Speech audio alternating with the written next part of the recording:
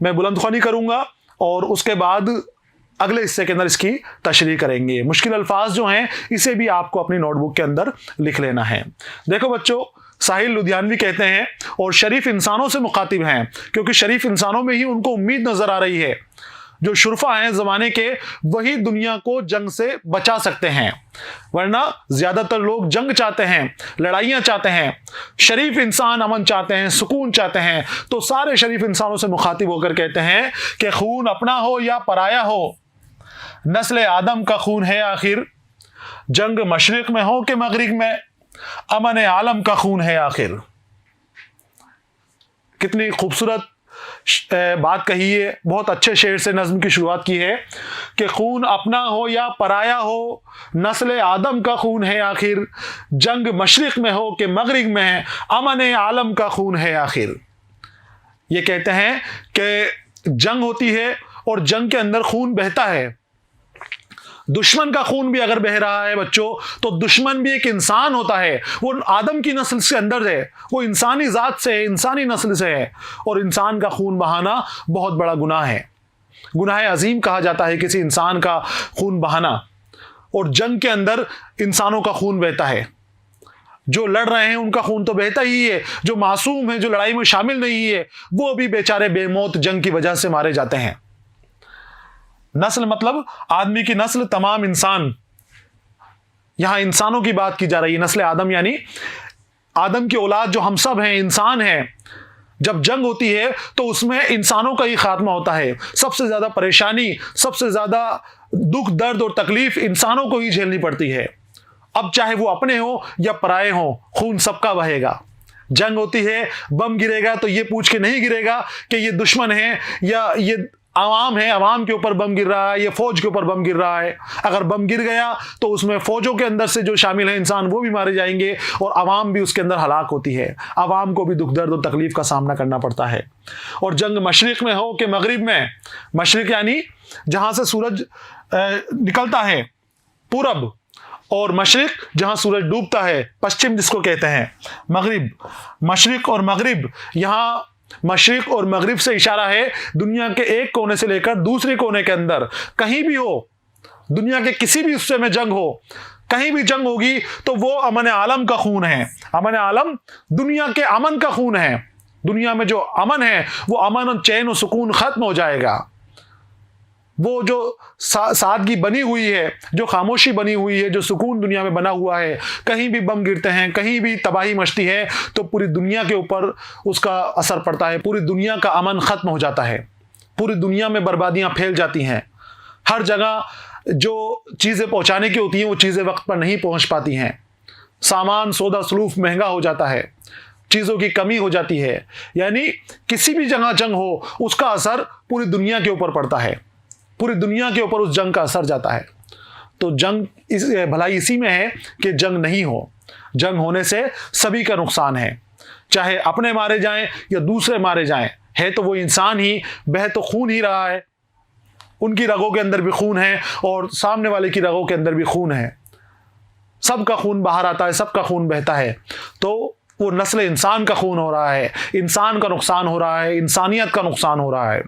और जब जंग हो रही है, किसी भी कोने में जंग हो, उसकी वजह से बर्बादी और तबाही पूरी दुनिया के अंदर फैलती है। पूरी दुनिया का अमन, चैन और सुकून खत्म हो जाता है। पूरी दुनिया के अंदर बर्बादियां फैलती हैं। इसकी तशरीह देखिए बच्चों, यहाँ पहले मैं नज्म की सयाक व सवाक हवाला आपके सामने लेकर आया हूँ।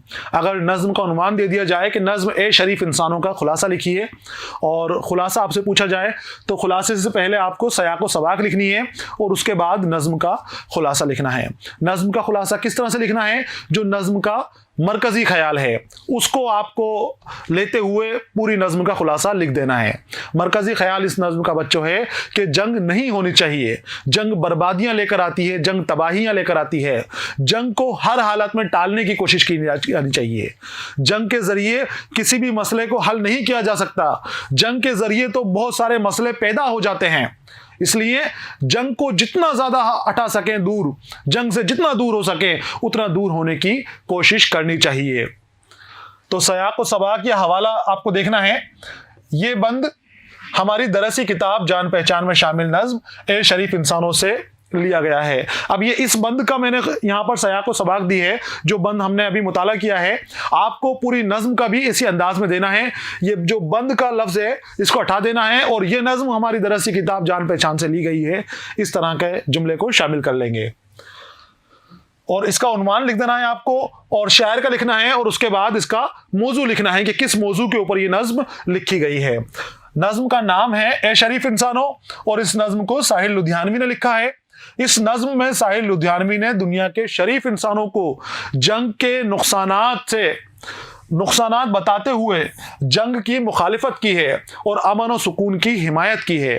वो कहते हैं कि जंग टल जाए उसी में सबकी भलाई है, उसी में सबकी बेहतरी है। जंग होगी तो उसमें कोई जीते कोई हारे कोई फर्क नहीं पड़ता, बर्बादी दोनों तरफ होगी, दोनों तरफ बर्बादी फैल जाएगी, दोनों तरफ तबाही फैल जाएगी। इस बंद की जो हमने मुताला किया, तशरीह देखिए। नज्म का पहला बंद है ये, और इस बंद में साहिल लुधियानवी शरीफ इंसानों से मुखातिब हैं और कहते हैं कि जंग किसी भी हाल में नहीं होना चाहिए। जंग का सिला सिर्फ खून और बर्बादी है, और खून चाहे अपना हो या किसी गैर का, जंग में हमेशा किसी इंसान का खून ही बहता है। हर इंसान कीमती है। अगर कीमत पूछनी है किसी भी इंसान की तो उसके माँ बाप से पूछिए, चाहे आपका दुश्मन ही है, लेकिन उसके माँ बाप की नज़रों में, उसके बीवी बच्चों की नज़रों में, उसके दोस्तों रिश्तेदारों की नज़रों के अंदर वो शख्स बहुत कीमती है। उस शख्स की जान की, उसके खून की बहुत अहमियत है। तो खून चाहे किसी का भी हो वो नहीं बहना चाहिए, चाहे अपना हो कि दुश्मन का हो, खून नहीं बहना चाहिए। जंग दुनिया के किसी भी हिस्से में हो, जंग से पूरे आलम का अमन और सुकून खत्म हो जाता है, पूरे आलम के अंदर बर्बादी शुरू हो जाती है। जंग टल जाए उसी में सबकी बेहतरी है, सबकी भलाई है। आगे आते हैं अगले बंद की तरफ। इसमें साहिल लुधियानवी कहते हैं कि बम घरों पर गिरे के सरहद पर, बम घरों पर गिरे के सरहद पर, रूह तामीर जख्म खाती है, खेत अपने जलें के औरों के, जीस्त फाकों से तिल मिलाती है। मुश्किल अल्फाज देख लें अब इसकी। रूह तामीर, तामीर का जज्बा, जिंदगी को बनाने संवारने की ख्वाहिश। जब जंग होती है तो बहुत सारी ख्वाहिशात का भी कत्ल हो जाता है। जो तामीरी जज्बा होता है, मुल्क का तरक्की करने का जज्बा होता है, मुल्क भी तरक्की करने से पीछे रह जाता है और इंसान भी गरीबी और फाकों के अंदर गुजर करने पर मजबूर हो जाता है। तो वो तामीरी जज्बा जो रूह तामीर है, जिसकी वजह से हम आगे बढ़ रहे हैं, हम तरक्की कर रहे हैं, हम तरक्की से महरूम रह जाते हैं, आगे बढ़ने से महरूम रह जाते हैं। जंग हमें पीछे लेकर जाती है, निचले तलबे पर हमें ले जाती है, और अमन और सुकून के अंदर हम तरक्की करते हैं। मुल्क की रूह तामीर तरक्की करती है, आगे बढ़ती है। तो यहां कहते हैं, आप देखिए, बम घरों पर गिरे कि सरहद पर। जंग के दौरान बम गिरते हैं, गोला बारूद का इस्तेमाल किया जाता है। अब चाहे वो सरहद पर गिरे या घरों पर गिरे, मैं आपको अभी बता चुका हूं कि जब बम फेंका जाएगा, एक गोली चलेगी, तो वो गोली ये नहीं देखेगी कि ये लड़ाई में शामिल है या नहीं है। वहां उस गोली के जरिए आवाम भी शिकार हो सकती है, आम लोग भी उस गोली का निशाना बन सकते हैं। बम गिरेगा तो सरहद पे गिर रहा है या घरों पर गिर रहा है, कोई इसको रोक नहीं सकता। जहां गिरना है वो गिरेगा बम, लेकिन बर्बादी की कहानी लिखता है। वो सरहद पे गिरेगा तब भी वो बर्बाद करेगा, सबको तबाही फैलाएगा, और घरों पे गिरेगा तब भी वो बर्बादी फैलाएगा। हमारी मुल्क की रूह तामीर जख्म खा जाती है, हमारा तामीरी जज्बा कम हो जाता है, हम पिछड़ जाते हैं, तरक्की से पीछे हट जाते हैं। रूह तामीर के माने मैंने आपको बताया कि तामीर का जज्बा, जो तरक्की करने का जज्बा है, जिसके जरिए हमारा मुल्क तरक्की करता है, आगे बढ़ने की कोशिश कर रहा है। बहुत मेहनत लगती है आगे बढ़ने के अंदर, बहुत जज्बे से हम आगे बढ़ते हैं, लेकिन जब जंग शुरू होती है तो फिर हर तरफ तबाही तबाही नजर आती है, हर तरफ खून ही खून नजर आता है, हर तरफ आग ही आग नजर आता है। रूह तामीर जख्म खाती है, रूह तामीर भी घायल हो जाती है, जख्मी हो जाती है, और वो भी तिल मिलाती है कि किस तरह से आप तरक्की के रास्ते पर गामजन हो, किस तरह से आगे बढ़ें, क्योंकि माहौल वो नहीं रहता कि मुल्क तरक्की कर पाए, इंसान तरक्की कर पाए। और खेत अपने जले के औरों के, जीस्त फाकों से तिल मिलाती है। जीस्त के माने हैं बच्चों जिंदगी। खेत अपने जले के औरों के जले। जब बम गिर रहे हैं तो उससे आग भी लगेगी, खेत भी जलेंगे, बर्बादियां होंगी उससे भी। अब बर्बादियों के अंदर चाहे हमारा खेत जल रहा है या किसी दूसरे शख्स का खेत जल रहा है, हमारे दुश्मन का खेत जल रहा है, दुश्मन का खेत जल रहा है, तो वो खेत भी किसी ना किसी की रोजी रोटी का इंतजाम करता था। उस खेत में जो गल्ला पैदा हो रहा है वो गल्ला किसी ना किसी के पेट की भूख को शांत करता था, उसकी भूख को पेट भरने के काम आता था। अब चाहे जिंदगी फाकों में गुजरेगी, चाहे वो उधर की जिंदगी हो या उधर की जिंदगी हो, जो लड़ाई का एक पक्ष है वो भी भूखा मर सकता है और जो दूसरा हिस्सा है, दूसरी तरफ फिर के खड़ा हुआ है, वो भी भूखा मर सकता है। तो चाहे इधर मरे भूखे या उधर मरे, जिंदगी भूखी मर रही है, जिंदगी के कत्ल हो रहा है, हर जगह इंसानियत का कत्ल कर रही है जंग। जीतने वाला है उसकी भी इंसानियत मर रही है, उसके भी यहां पर भूख से बच्चे मर रहे हैं, और जो हारने वाला है उसके यहां भी उसकी औलादें भूख से मरने वाली हैं, उसके बच्चे और उसके लोग जो वहां पर रहते हैं वो भूख से मरने वाले हैं। तो खेत अपने जलें कि औरों के, जब खेत बर्बाद हो जाएंगे तो जिंदगी फाकों से तिल मिलाती है। फाके भूखे मरना, फाका हो जाना, भूखे मरना, खाने का कोई इंतजाम नहीं होना, तो ये जंग की बहुत बड़ी लानत है बच्चों। जंग के बाद के हालात और भी खराब हो जाते हैं, क्योंकि जब मुल्क जंग लड़ते हैं, जंग ज्यादातर मुल्कों के अंदर होती है, जब मुल्क जंग लड़ते हैं तो जंग को जीतने के लिए वो अपनी सारी ताकत झोंक देते हैं। अब उस ताकत के बनाने के लिए उनको खूब असलहा, खूब गोला बारूद खरीदना पड़ता है, खूब हथियार खरीदने पड़ते हैं, और जब हथियार खरीदते हैं तो अपने पास जो बचत है, जो खाने पीने के अशिया हैं, वो उनको भी बेच के उनके बदले भी हथियार खरीद लेते हैं। और जब हथियार काम में आ गए, जंग खत्म हो गई, अब चाहे जीत भी गए हों, लेकिन जंग के बाद अपने लोगों के पेट भरने के लिए उनके पास पैसा नहीं है, अनाज नहीं है कि अपने रहने वाले लोगों को, अपने बाशिंदों को 2 वक्त की रोटी पेट भर के खिला सके। जीतने वाले के भी यही हाल होता है, हारने वाले के भी यही हाल होता है। तो दोनों तरफ बम गिर रहे हैं, दोनों तरफ बर्बादियां फैल रही हैं। खेत चाहे किसी के भी चलें, जिंदगी चाहे किसी की भी हो, कोई किसी का भी खून बहे वो इंसान का खून बहेगा। नुकसान इंसानियत का ही होता है, इंसानियत ही परेशान होती है। तो जीस्त फाकों से तिल मिलाती है। यहां तशरीह देखिए, इस बंद में शायर कहते हैं कि जंग के दौरान घरों और सरहदों पर गिरने वाले बम हर जगह तबाही और बर्बादी की कहानियां लिखते हैं। जो जंग के दौरान बम गिरते हैं, तबाही फैलाते हैं, वो आग और खून ही बरसाएंगे, और क्या मिलेगा बमों के जरिए? तो वो तबाही फैला देते हैं। वो बम जिंदगी की तामीरी जज्बात का खात्मा कर देते हैं। जंग मुल्क और कौम की तरक्की की राह में दीवार बनकर खड़ी हो जाती है। तामीरी जज्बे की बात बार बार यहां पर आ रही है। रूह तामीर के, हमारे मुल्क की, हमारे कौम की जो तामीर होनी है, जंग उस तामीर के बीच में दीवार बनकर खड़ी हो जाती है। अब वो तामीर नहीं हो सकेगी, अब वो तरक्की नहीं हो सकेगी। जंग हमें पीछे धकेल देती है, कई सालों हमें पीछे धकेलती है। एक जंग के दौरान होने वाली गोलीबारी और बमों के हमले से खेत खलिहान जल जाते हैं। जलने वाले खेत चाहे अपने हो या दुश्मन के खेत हो, वो जब जल जाते हैं तो इंसानी जिंदगी ही फाकों में गुजरती है। कोई भी भूखा मरे वो इंसान ही होगा जो भूखा मरेगा। इधर भी इंसान भूखे मरेंगे, फाके करेंगे, तिल मिलाएंगे, बच्चे परेशान होंगे, और उधर दूसरी तरफ भी जहां जंग से लोग मारे जाएंगे और उसके बाद वो भूख से मरेंगे, तो वो मंजर और भी खतरनाक होगा, और भी खौफनाक होगा। कोशिश यही करनी चाहिए कि ऐसे हालात ना बने कि मुल्कों के बीच में जंग हो। इसीलिए वो शरीफ इंसानों से मुखातिब हैं, जो जिम्मेदार लोग हैं मुल्क के, जो शरीफ हैं, जो अच्छाई जहाँ सोचते हैं, भलाई चाहते हैं, बुराई से बचते हैं, उन लोगों की ये जिम्मेदारी बता दी गई है। साहिल लुधियानी ने कह दिया है कि शरीफ इंसानों, कोशिश करो कि जंग रुक जाए। जंग मसलों का हल नहीं है, बार बार ये बात आ रही है। जंग मसले बढ़ाती है। आगे आते हैं अगले बंद की तरफ। टैंक आगे बढ़ें कि पीछे हटें, कोख धरती की बांझ होती है।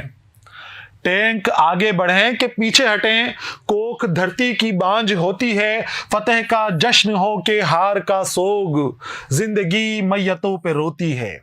फतह का जश्न हो कि हार का सोग, जिंदगी मैयतों पे रोती है।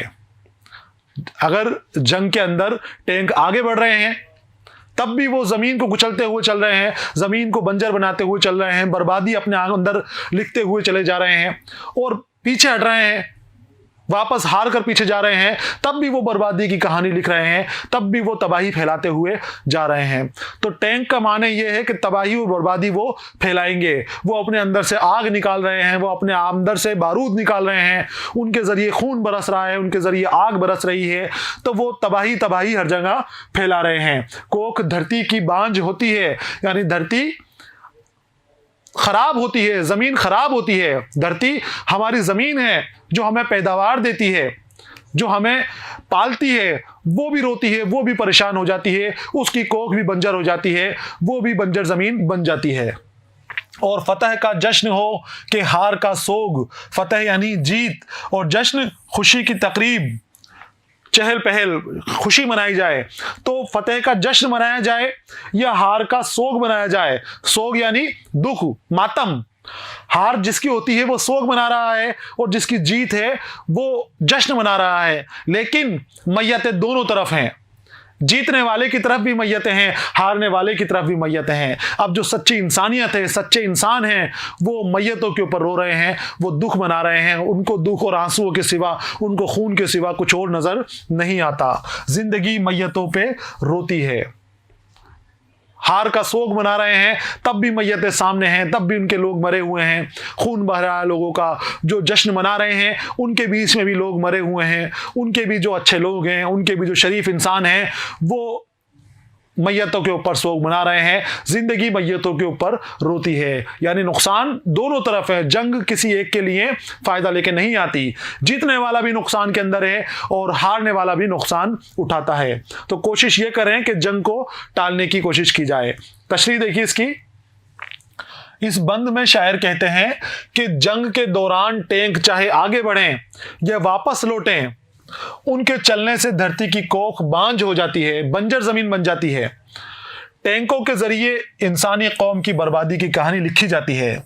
जंग में किसी की फतेह होती है और किसी को शिकस्त का मुंह देखना पड़ता है, लेकिन दोनों ही अतराफ लाशों का अंबार लग जाता है और जिंदगी मैयतों पर मातम करती हुई नजर आती है। जीत जाएं तो उसके बाद भी रोना पड़ेगा, उसके बाद भी अपने को खोना पड़ेगा, और अगर हार जाएं तब भी अपनों की मैयत के ऊपर गम मनाना पड़ेगा। तो जंग हमारे बर्बादी के लिए होती है। जंग हमें जंग हमारी बर्बादी का सबब बन जाती है। आगे आते हैं। जंग तो खुद ही एक मसला है, जंग क्या मसलों का हल देगी। आग और खून बख्शेगी, भूख और एहतियाज कल देगी। साहिल लुधियानवी कहते हैं कि जंग तो खुद ही एक मसला है, जंग क्या मसलों का हल देगी। आग और खून आज बख्शेगी, कल भूख और एहतियाज कल देगी। जंग के बारे में कह रहे हैं कि लोग कहते हैं कि जंग के जरिए मसले सुलझाए जा सकते हैं। कहीं कोई लड़ाई झगड़ा चल रहा है, किसी ने किसी की जमीन पर कब्जा कर रखा है, किसी ने किसी को परेशान कर रखा है, उस मसले को, उस मामले को जंग के जरिए सुलझाया जा सके। कई लोग ऐसी सलाह देते हैं कि जंग कर ली जाए और उस मसले को सुलझा दिया जाए। लेकिन साहिल लुधियानवी कहते हैं कि जंग तो खुद एक मसला है, ये क्या मसलों का हल देगी। जंग के जरिए इतनी परेशानियां पैदा हो रही हैं, तबाही आ रही हैं, बर्बादी आ रही हैं, मुल्क तरक्की के रास्ते से हट रहा है, भूखमरी फैल रही है मुल्क के अंदर। वो सब जंग की वजह से हो रही है। तो जंग की वजह से इतने सारे मसले पैदा हो रहे हैं कि हम गरीब भी बन रहे हैं, हम भूखे भी बन रहे हैं, हम कमज़ोर भी बन रहे हैं, हमारे रोज़गार भी कम हो रहे हैं, हमारे तरक्की के मामलात में भी हम पीछे जा रहे हैं। तरह तरह के मसले जंग पैदा कर रही है और हम कहते हैं कि जंग मसले का हल निकाल देगी, मसला हल कर देगी जंग। साहिल लुधियानवी इसके लिए मना कर देते हैं, सिरे से मना कर देते हैं कि जंग तो खुद ही एक मसला है, ये क्या मसलों का हल देगी। आग और खून आज बख्शेगी। अब जो जंग हो रही है, आज क्या मिलेगा उससे? आज आपको आग मिलेगी, गोलियां मिलेगी, बम मिलेंगे, बारूद मिलेगी, तबाही के मंजर आपको नजर आएंगे। खून आज मिलेगा, अपनों का खून बहता हुआ आज आपको नजर आएगा। तो ये बर्बादी कहानी तो आज की है कि जब जंग चल रही है, लेकिन जब जंग खत्म हो जाएगी तब भी ये बर्बादी खत्म होने वाली नहीं है। आने वाले वक्त के अंदर ये जंग भूख देगी, जरूरियात देगी, बर्बादी देगी, तरक्की के रास्ते से पीछे हटा देगी। तो तो जंग किसी भी मसले का हल नहीं है। जंग को जितना हो जाए उतना टालना चाहिए। आग और खून आज बख्शेगी, भूख और एहतियाज, एहतियाज यानी जरूरियात, जरूरत को एहतियाज कहा जाता है, यानी किसी का मोहताज बन जाना। तो ये जंग हमें मोहताज बना देगी। आज हम जंग लड़ रहे हैं तो आज तो हमारे लोग शहीद हो रहे हैं, गोला बारूद के जख्म खा रहे हैं, जिंदगी जख्म खा रही है। चाहे हमारे लोग मरे या सामने वाले के लोग मरे, वहां इंसानों की मैयत हो रही है, इंसान मर रहे हैं। तो आज तो उससे खून मिल रहा है, हमें आग मिल रही है, और कल हमें फाके करने पड़ेंगे, हमें भूखा मरना पड़ेगा, हमें मोहताज बन जाना पड़ेगा। तरह तरह की परेशानियां हमारे सामने पैदा होंगी, तरह तरह के मसाइल हमारे सामने पैदा होंगे।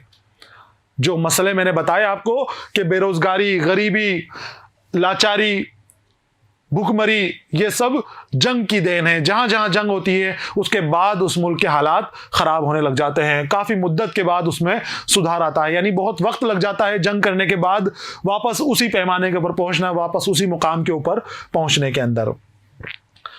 देखिए इसकी तशरीह इस बंद में साहिल लुधियानवी कहते हैं कि जंग अपने आप में खुद एक मसला है, उसके जरिए दूसरे मसलों को नहीं सुलझाया जा सकता है। जंग कभी भी मसलों का हल नहीं दे सकती। जंग बर्बादी के सिवा कुछ भी नहीं दे सकती। कुछ नहीं है जंग के अंदर, सिर्फ बर्बादियां हैं, बर्बादियां हैं, तबाही तबाही है। जंग अक्सर शुरू होती है तो आज आग देगी, गम देगी, बम देगी, गोला बारूद देगी और खून देगी। कल भूख, प्यास और बीमारी और दर्द और तकलीफ के अंदर मुब्तला कर देगी। यानी आज भी सुकून नहीं है जंग की वजह से, और आने वाली जिंदगी भी सुकून के अंदर नहीं रहेगी। आने वाली नस्लों को भी परेशानियों का सामना करना पड़ेगा, आने वाली नस्लों को भी मोहताज बनकर अपनी जिंदगी गुजारनी पड़ेगी। अगले बंद पर आते हैं। देखिए, इसलिए ए शरीफ इंसानों, जंग टलती रहे तो बेहतर है, आप और हम सभी के आंगन में शम्मा जलती रहे तो बेहतर है। यहां पर फिर वो शरीफ इंसानों से मुखातिब हैं, मुल्क के शुरफा को समझा रहे हैं, अच्छाई चाहने वालों को, भलाई चाहने वालों को, जंग की उम्मीद ना रखने वालों को समझा रहे हैं। वो कहते हैं कि तुम ही अब दुनिया की उम्मीद हो, तुमसे ही उम्मीद बाकी है, तुमसे ही उम्मीद कायम है।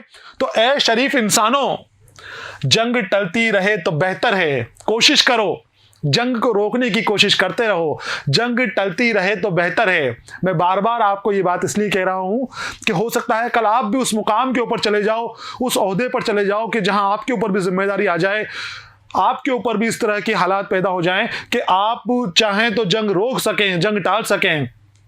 जंग टलती रहे तो बेहतर है। शरीफ इंसानों सबसे मुखातिब हैं, आप और हम सभी के आंगन में, आपके आंगन में भी और हमारे आंगन में भी, सबके आंगन के अंदर बात कर रहे हैं। और ये किसी एक मुल्क के शरीफ इंसानों से बात नहीं कर रहे हैं, पूरी दुनिया के शरीफ इंसानों से मुखातिब हैं। जितने भी दुनिया के अंदर शरीफ इंसान हैं, इंसानियत चाहने वाले हैं, भलाई चाहने वाले हैं, लोगों के हमदर्दी करते हैं, हमदर्द बने हुए हैं, उन सभी लोगों से साहिल लुधियानवी मुखातिब हैं।